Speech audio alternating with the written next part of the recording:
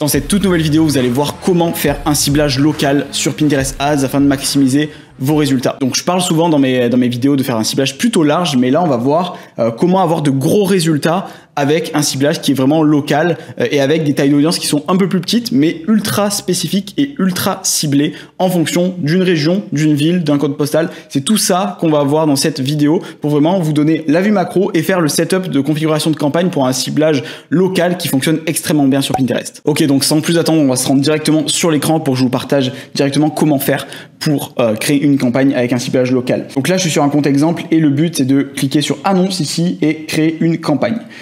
Donc là, je vais créer une campagne exemple où je vais vraiment tout vous montrer en détail. Donc campagne manuelle, il nous faut de la précision. Donc on clique bien sur campagne manuelle, remplir le formulaire. Donc là, je vais couper ça.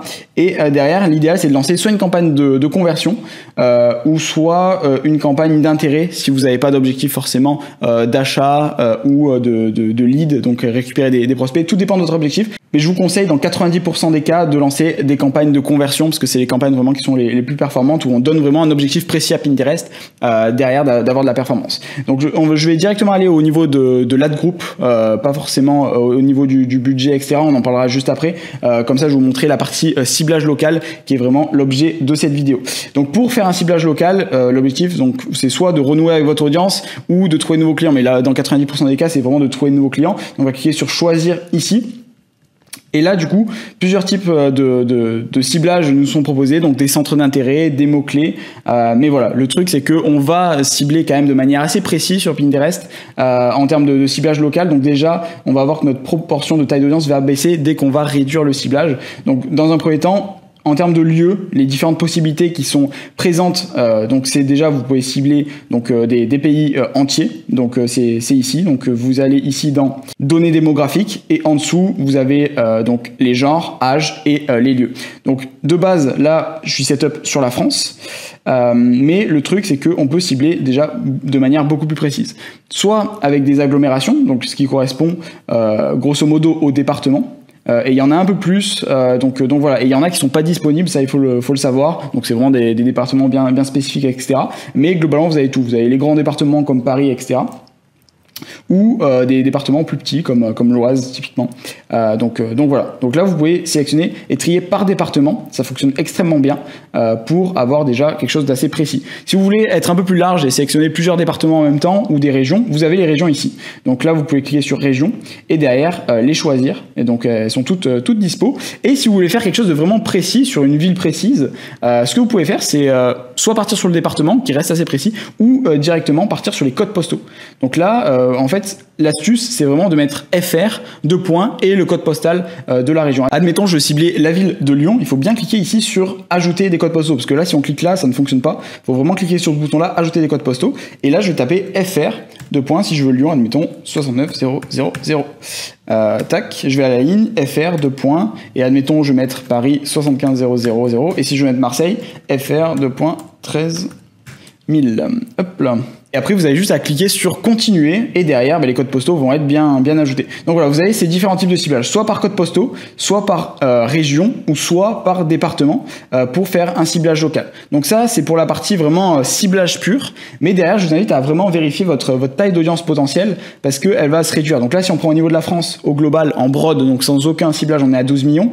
Mais direct, dès qu'on veut prendre une région, ici je prends Auvergne-Rhône-Alpes, la première, on est à plus d'1 million. Mais si je prends un département, direct ça se réduit, ce qui est totalement logique. Et si je prends des codes postaux, encore plus. Donc le but c'est essayer quand même de dépasser les 100 000 de taille d'audience pour quand même laisser de la marge. Donc ce que je recommande c'est que surtout si vous dépassez les 15-20 euros par jour, c'est vraiment idéal de dépasser les 100 000 de taille d'audience, sinon ça va être un peu trop restreint et vous allez avoir une fréquence publicitaire qui est trop importante. C'est-à-dire que Pinterest va toujours cibler les mêmes personnes et à la fin justement vous allez avoir toujours les mêmes personnes qui sont ciblées avec le même type de publicité et du coup vous avez à avoir des coûts publicitaires qui vont augmenter parce que Pinterest force la diffusion et c'est ça qu'on va essayer d'éviter. Donc là c'est pour la partie ciblage. Maintenant je vais vous donner des astuces justement pour maximiser vos performances. Donc en termes de hack pour avoir un maximum de performance, déjà la première chose à faire c'est de vraiment vérifier la taille d'audience ici, essayer de dépasser les 100 000 si possible ou sinon mettre un peu moins de budget et surtout après regarder votre fréquence. Donc ça c'est dans les datas, comment vous faites pour voir la fréquence, vous allez dans annonces, rapport et dans le rapport ici vous allez pouvoir cocher l'option fréquence. Donc pour ça, vous allez ici sur la petite flèche, tac, et là vous allez cliquer sur vous allez rechercher la colonne fréquence. Je l'ai pas ici, donc je vais la chercher autre part. Je vais faire plus, ajouter une colonne. Donc là, je peux la mettre, soit créer une colonne personnalisée pour avoir des métriques bien spécifiques, nous on les utilise beaucoup, ou sinon directement modifier le tableau ici et ajouter la fréquence dans les colonnes. Donc en l'occurrence, pour moi, elle était déjà sélectionnée, la fréquence était déjà là. Donc bien checker que cette case est bien cochée pour bien l'observer. Et dès qu'on dépasse des fréquences entre 4 et 5 sur la partie ciblage local, ça commence à être assez important et ça, faut bien regarder pour pas avoir trop d'épuisement publicitaire.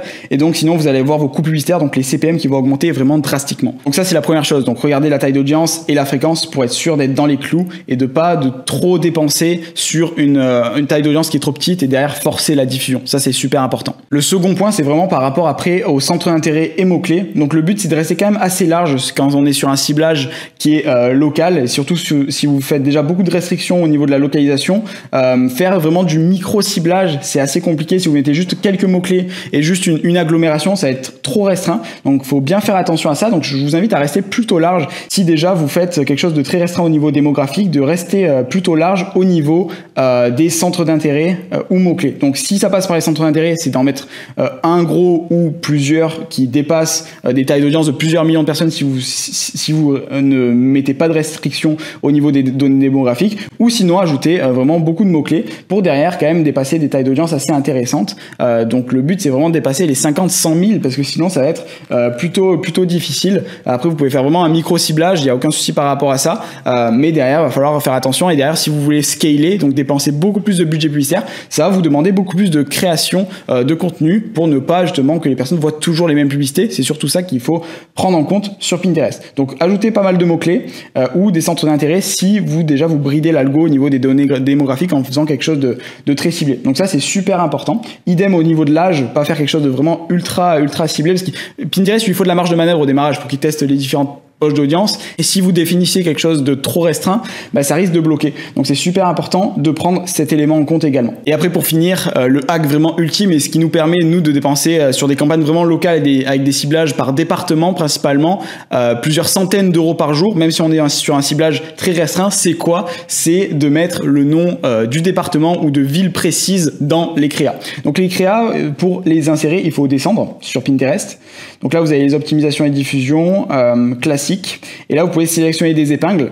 Donc, ce que je vous invite à faire quand vous créez une épingle, c'est donc de créer un visuel avec le nom de la ville ou bien faire des variations dans le titre ou la description. Et vraiment mettre en avant le fait que l'ad est vraiment personnalisé pour la personne qui va la voir. Donc il faut vraiment que ça parle à la personne et qu'elle se dise « Ah tiens, admettons vous êtes un magasin de décoration à Aix-en-Provence, typiquement dans le titre vous pouvez mettre « Découvrez nos mobiliers de luxe sur Aix-en-Provence ». Et en description, vous pouvez même parler de l'adresse, admettons, ou vraiment mettre en avant la région, le département ou la ville en fonction de votre ciblage. Et c'est ultra important et c'est ça vraiment la clé qui va vous permettre de performer à un autre niveau et surtout de scaler fort, c'est vraiment de mettre de la personnalisation et montrer à l'utilisateur qu'on parle vraiment à lui. On est vraiment centré sur lui, on montre vraiment que c'est personnalisé pour lui. Et c'est ça qui fait vraiment la différence. C'est comme ça que vous allez arriver à monter sur des gros niveaux de dépenses. Nous, on est monté au maximum à 250-300 euros par jour et avec de la stabilité à 150-200 euros par jour sans aucun souci, même sur des ciblages très restreints. Donc, il faut vraiment partir dans cette optique-là et créer beaucoup de créas, des créas différentes, que ce soit images, vidéo, en étant maximum personnalisé. Et si vous faites plusieurs types de campagnes par ciblage, derrière il faut être ultra smart et surtout mettre des créas vraiment spécifiques en fonction de ce que vous ciblez pour avoir vraiment une cohérence au global et que chaque personne voit une publicité vraiment personnalisée, propre à elle en fonction du lieu où les personnes sont. Et après, d'une manière générale, n'hésitez pas à créer différentes audiences ici.